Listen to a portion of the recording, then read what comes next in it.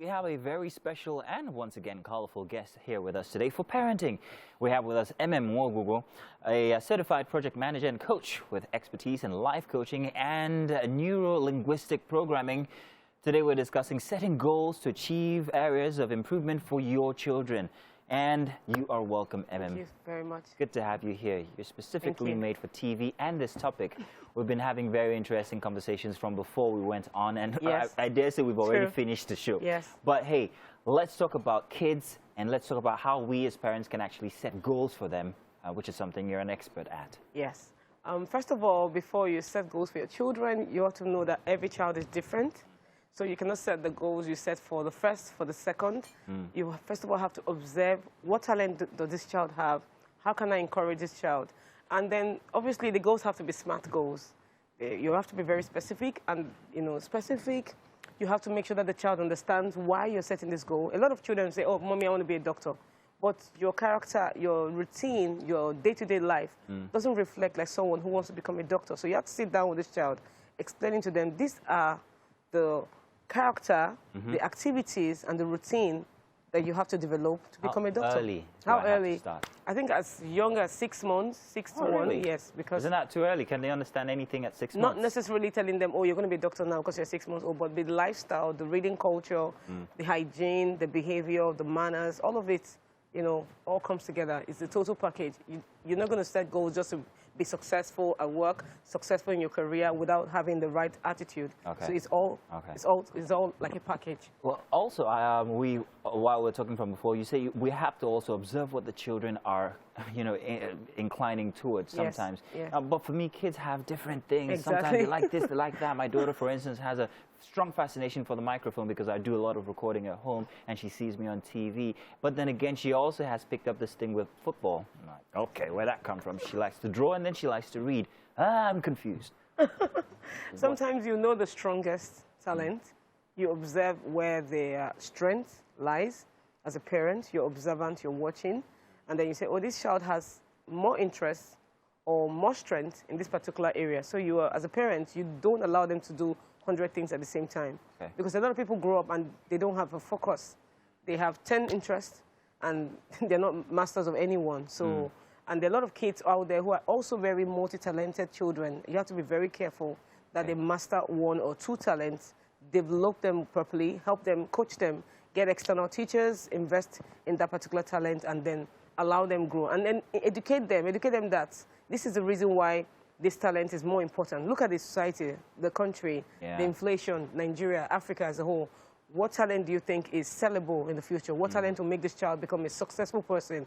And tell them you don't have all time. The child is not going to live with you forever. So every goal you're setting, like I said earlier, has to be smart. Specific about what you want to achieve for 6 months period. Maybe it could be a character problem. It could be a behavioral problem. It could be a lack of discipline. It could be focus. Some kids don't know how to focus for too long. And then you have to find a culture around the home, the environment, people supporting you. How can I encourage this child to be more focused? How can I encourage this child to be more respectful to people? And so there are a lot of goals. The goal does not have to be success-driven. It can be character, which is also part of being a successful person. So, how much impact does influence have on a child? For instance, seeing a father do this or seeing a mother do that, does that also influence them to want to do this or that, specifically take interest in what their parents or people, the surrounding is? It does. I think for me, kids do what you do, not just what you say. And no, she doesn't say, my daughter doesn't do anything I say, she just does what I do. Exactly. So for me, I think one of the ways you can encourage your children to achieve their goals is to be a successful parent as a person and to be a happy person. Kids will come around people who are happy, who are living happy and fulfilled lives. And happiness doesn't mean you have 100 billion in your account and everything, but just a very conducive, peaceful, happy, fulfilled environment can encourage a child to aspire to be successful. They get motivated by seeing their parents be that person. So some parents want to live through their children and they set goals that are unrealistic. And the kids are not going to, they're just going to keep frustrating that parent. They're like, Daddy, I don't want to be this. I don't want to be this, that. You are the one that thought about this dream. This is not my vision. And looking at that daddy or that mommy, they're constantly not happy, constantly complaining. The house is full of noise. There's no peace. That child is not going to be motivated to do that goal, so it's not going to work. So one of the ways we can encourage them is to be also, I mean, excel. Excel at your own goals. Yeah. You know, tell them your story. Tell them a story of how you worked hard for this particular goal, how you achieved this particular goal, and then they'll get motivated. What about exposure? And I say that deliberately. Exposure is also very, very expensive. Very expensive. But So there are many ways. What do you do in that So case? and when you talk about exposure, there are different types of exposure. You're talking about travel. You're talking about education. You're talking about environment, play. Okay. Funny you should say travel, because travel is actually one big part of exposure, but not everybody can afford that. Yes, But exactly. I'm talking about also perhaps maybe where you visit people, you see places you Of expose course. them to. Very powerful. And the kind of people, in fact, that you expose them to, even within the confines of your house, I what agree. kind of visuals they're exposed to on television. I agree. How many people can afford subscription for television these days is where I'm coming from. The fact that subscription is really, really expensive, and that's the easiest way you can to expose educate kids. them. Yeah. I wouldn't really depend on the Nigerian television subscription. Sorry not to say that they're not doing a good job, but some of these stations don't have a complete package when it comes to exposing your child. I think the investment will be on data. Oh, good. Yes, getting the right apps on your TV. If you have a smart TV, getting the right apps. Once again, you have to buy a smart TV. You have to buy, but you can save for that. Money. That's the child. That's someone's future. You can save for the smart TV. You can download the apps. You can also target the right shows on YouTube that your children can watch and monitor them. Make sure that they don't watch the wrong kind of shows. Make sure they're intentional about what they watch.